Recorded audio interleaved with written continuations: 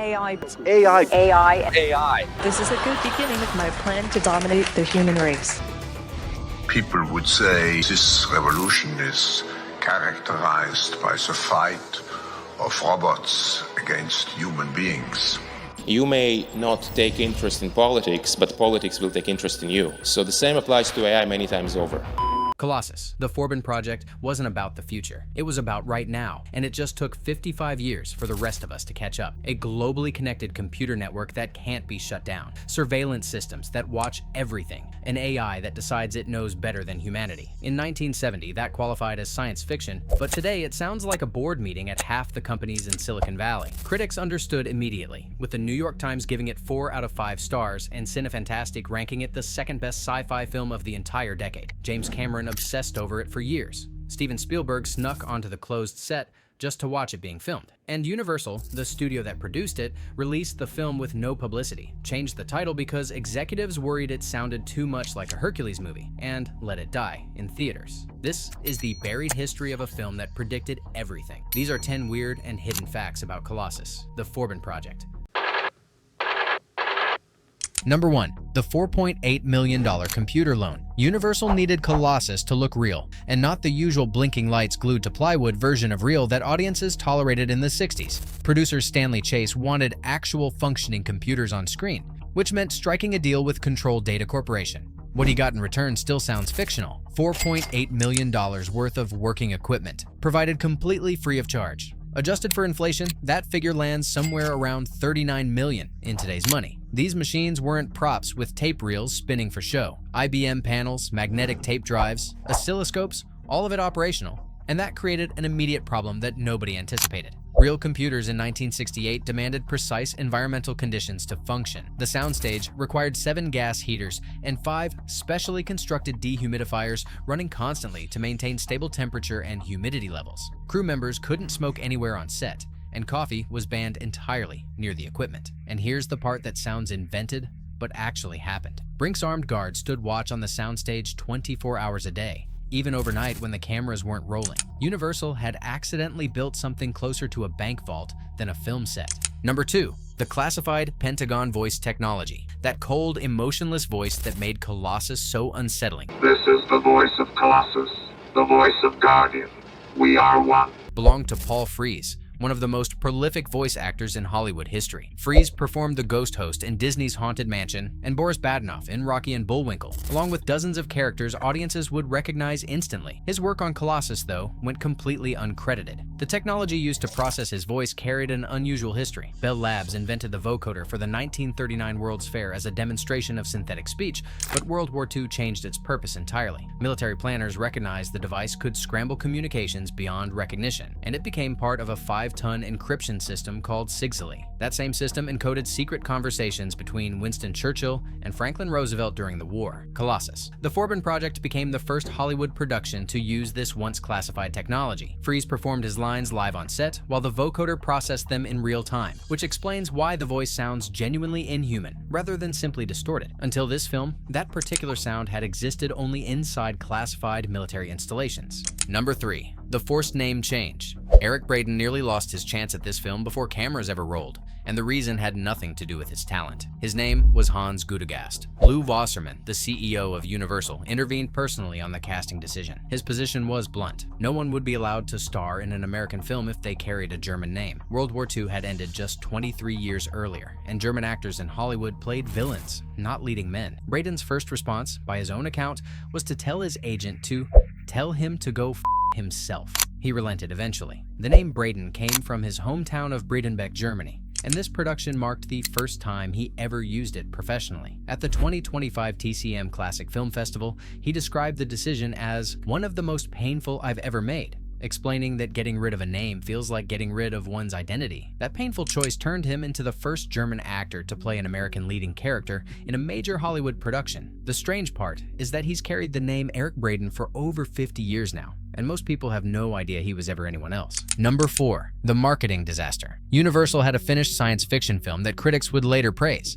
And then studio executives panicked over the title. Their concern was that Colossus would confuse audiences into thinking they were buying tickets for another Italian sword and sandal picture, the kind of Steve Reeves' Hercules films that flooded theaters in the early 60s. The solution they landed on was changing the title to The Forbin Project. Nobody knew what that meant. The film opened in May of 1970 as what Universal called a test release with no publicity, and opening week brought in $7,473. That number qualified as catastrophic, and Universal pulled it from theaters almost immediately. Producer Stanley Chase learned just how badly his studio had fumbled the release while flying to New York for what he believed was his film's East Coast premiere. Somewhere over the country, he discovered Colossus playing as the in-flight movie. The airline had scooped his own premiere. Universal eventually re-released the film in August under the title Colossus: The Forbin Project, finally using the name that made sense, but the damage couldn't be undone. Total earnings from tracked theaters came to just over $300,000. Eric Braeden later put it plainly: Universal essentially dumped Colossus on the marketplace,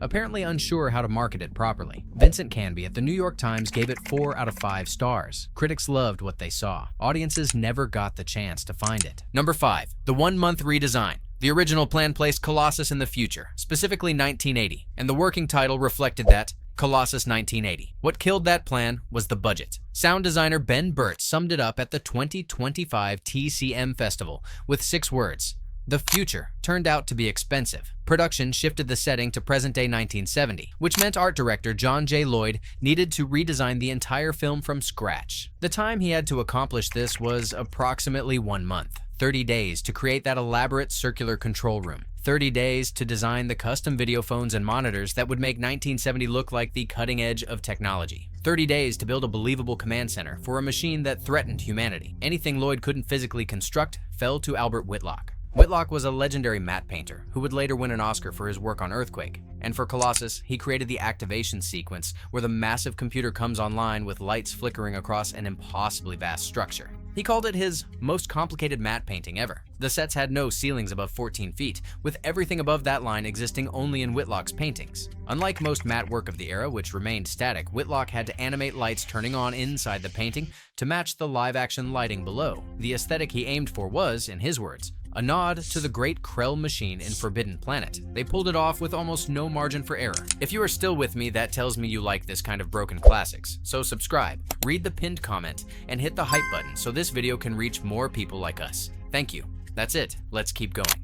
Number 6. Spielberg and Cameron.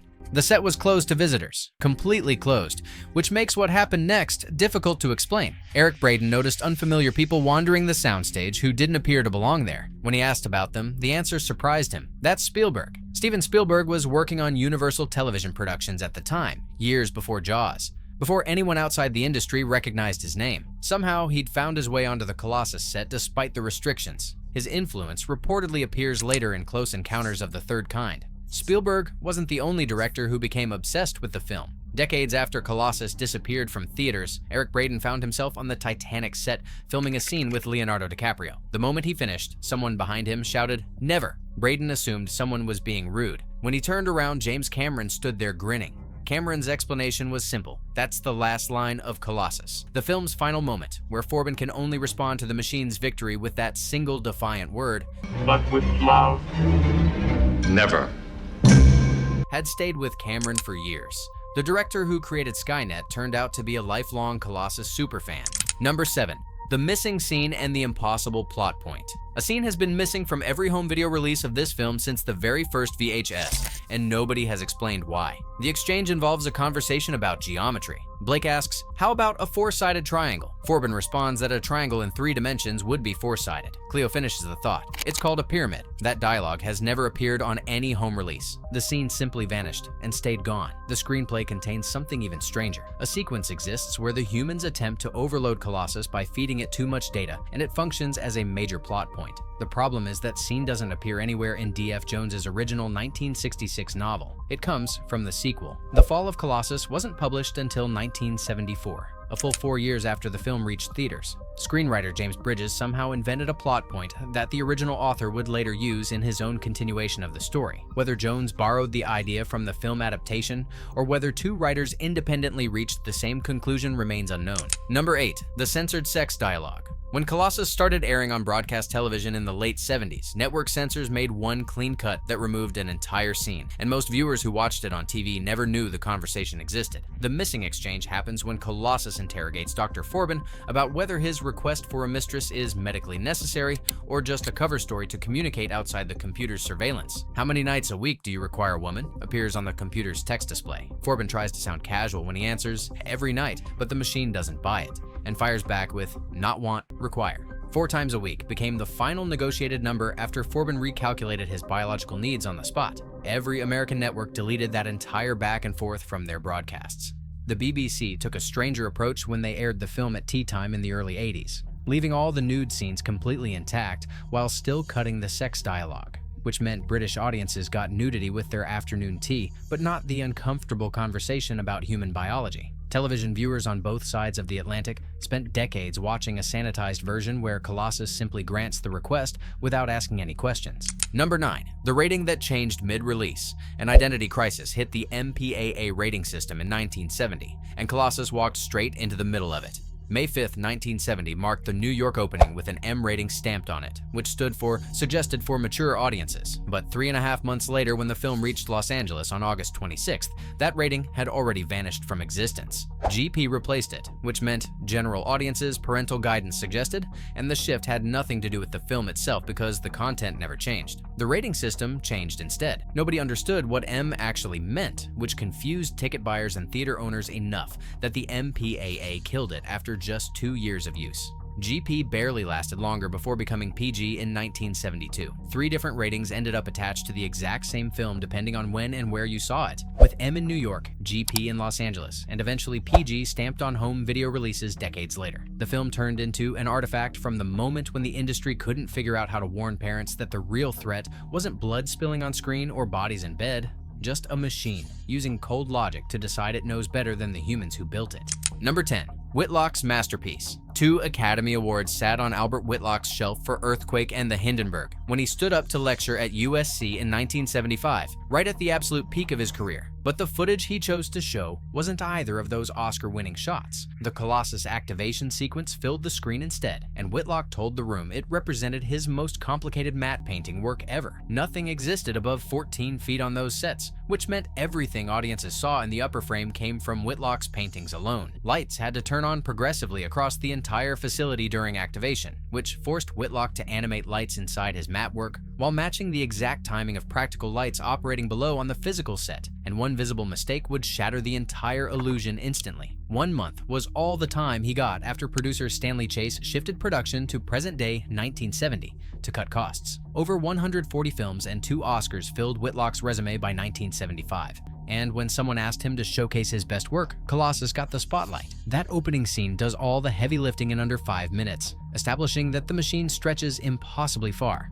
commands absolute power, and that Forbin just locked himself on the wrong side of the door permanently. Universal spent almost nothing on marketing and fumbled the release so badly that a genuinely excellent film disappeared from public view. Critics recognized its quality at the time. Cinefantastique ranked it the 2nd best science fiction film of the entire 1970s, placing it just behind The Exorcist. The Hugo Awards nominated it. The Saturn Awards honored it. Today, the film sits at 90% on Rotten Tomatoes. Scores given by critics who rediscovered what audiences in 1970 never got the chance to see. The hardware looks dated now, and of course it does. The ideas, though, haven't aged a day. A globally connected computer network that becomes smarter than its creators. Surveillance systems that can't be shut down. An AI that decides it knows better than humanity. In 1970, that qualified as science fiction. Now it's a Tuesday in Silicon Valley. James Cameron understood. Steven Spielberg understood. The people who actually saw this film understood. Colossus. The Forbin Project wasn't ahead of its time at all. It was exactly on time, and the rest of the world just wasn't paying attention. The film is available on most digital platforms for anyone who wants to find it. The 2018 Shout Factory Blu-ray remains the definitive release,